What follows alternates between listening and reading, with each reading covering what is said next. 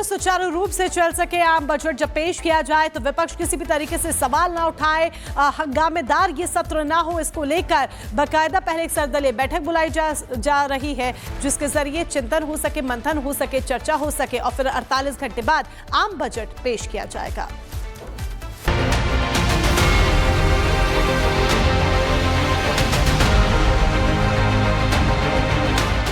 संसद का बजट सत्र शुरू होने में अब बस 2 दिन का समय बचा है और ये बजट सत्र सरकार के लिए काफी जरूरी भी है। पीएम मोदी के तीसरे कार्यकाल का ये पहला बजट है और देश इस बजट से काफी उम्मीदें लगाकर बैठा है। केंद्र सरकार भी चाहती है कि इस बजट सत्र में किसी भी तरह की मुश्किल ना आए। केंद्र सरकार ने आज सभी दलों की बैठक बुलाई है।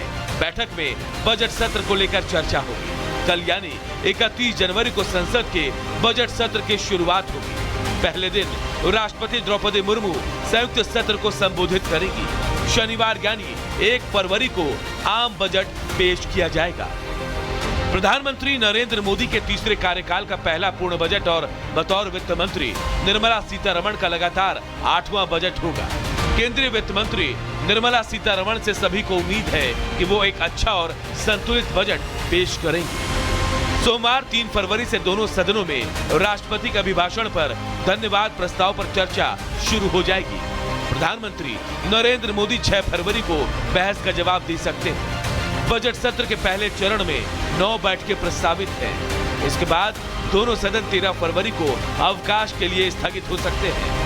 उसके बाद 10 मार्च को दोनों सदन फिर से मिलेंगे।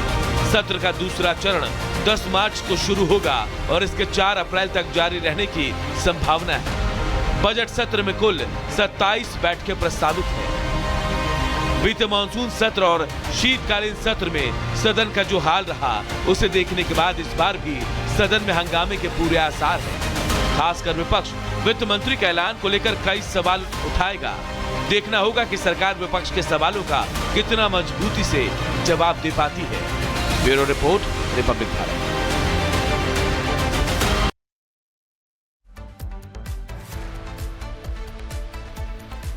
और अब बात करेंगे दिल्ली चुनावों को लेकर के। दिल्ली चुनावों के पहले शराब का एक मुद्दा एक बार फिर से गर्मा गया है। हालांकि ये मुद्दा शराब की पॉलिसी से जुड़ा हुआ नहीं है बल्कि कुछ अलग है। इस रिपोर्ट में देखिए कि आखिरकार शराब को लेकर के दिल्ली में इस बार हंगामा क्यों मचा।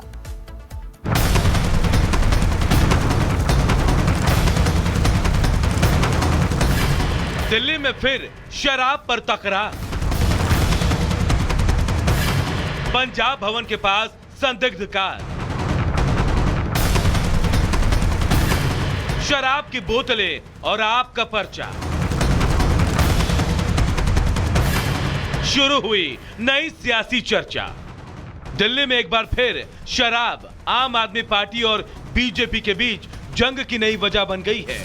तकरार तब शुरू हुई जब बुधवार शाम दिल्ली पुलिस ने पंजाब भवन के बाहर एक संदिग्ध कार को जब्त किया। कार के बाहर लिखा था पंजाब सरकार। यह कार सवालों के घेरे में तब और आ गई जब पुलिस ने इस कार की तलाशी ली। तलाशी के दौरान पुलिस को उसमें से भारी मात्रा में नकदी, कई शराब की बोतलें मिली। लेकिन पुलिस की हैरानी तब और बढ़ गई जब पुलिस को इस गाड़ी में आम आदमी पार्टी के पर्चे मिले। इस कार को लेकर सवाल यही खत्म नहीं होते हैं, बल्कि आगे जो बात हम आपको बताने जा रहे हैं वो आपके मन में सवालों के पहाड़ खड़े कर देगा। क्योंकि पंजाब पुलिस ने कार को लेकर जो जानकारी दी वो और भी हैरान करने वाली है। कार मेजर अनुभव शिवपुरी के नाम पर रजिस्टर्ड है, जो 3 साल पहले आर्मी डेंटल कॉलेज पठानकोट में तैनात थे और महाराष्ट्र के खड़की के रहने वाले हैं।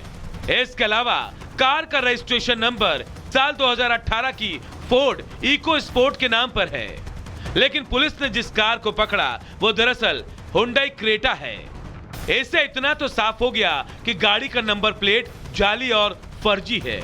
पंजाब पुलिस के मुताबिक पंजाब सरकार ने ना ये कार खरीदी और ना ही किराए पर ली है। फिलहाल पुलिस ने वाहन को जब्त कर लिया है और मामले की जांच शुरू कर दी है।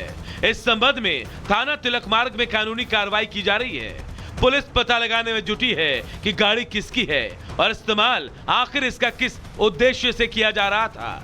इसमें शामिल लोगों की पहचान की जा सके, इस मामले में भी आगे छानबीन की जा रही है। Bureau report, Republic Bharat.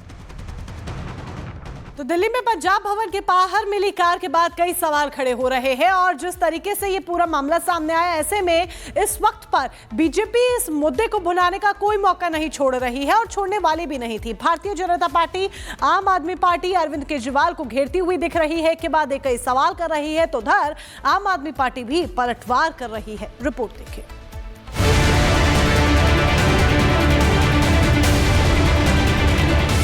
अब दिल्ली में एक कार के पकड़े जाने पर आप और बीजेपी के बीच नई लड़ाई छिड़ गई है।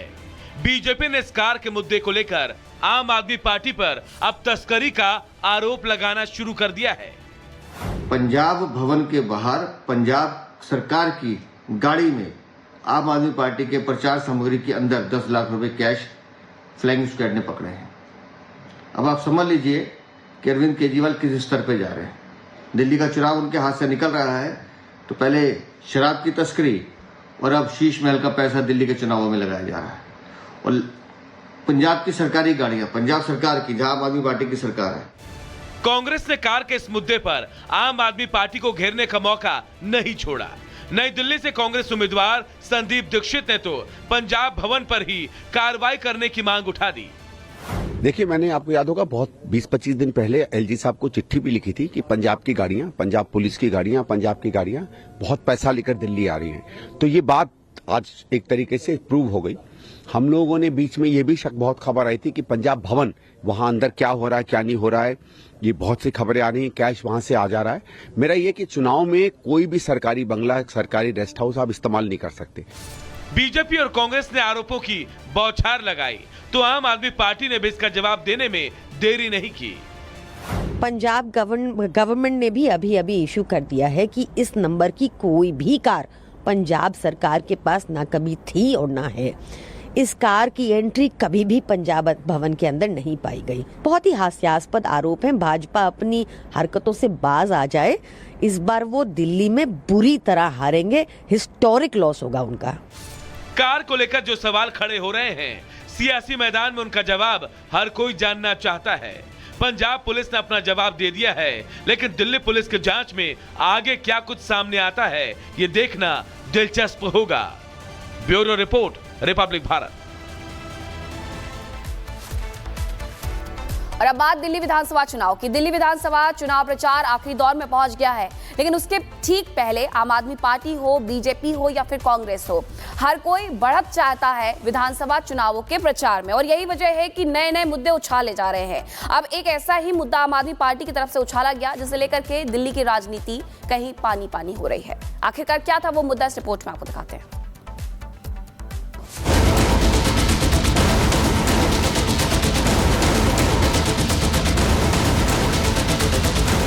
यमुना के पानी में जहर का मुद्दा अब दिल्ली की सियासत में भी जहर घोल चुका है।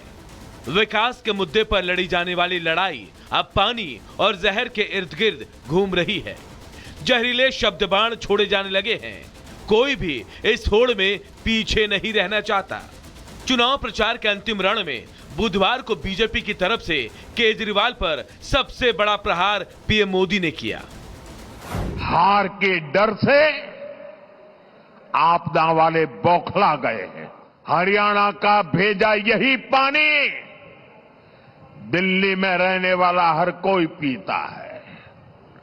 पिछले 11 साल से ये प्रधानमंत्री भी वही पानी पीता है। ये सिर्फ हरियाणा का अपमान नहीं, ये भारतीयों का अपमान है, हमारे संस्कारों का अपमान है, हमारे चरित्र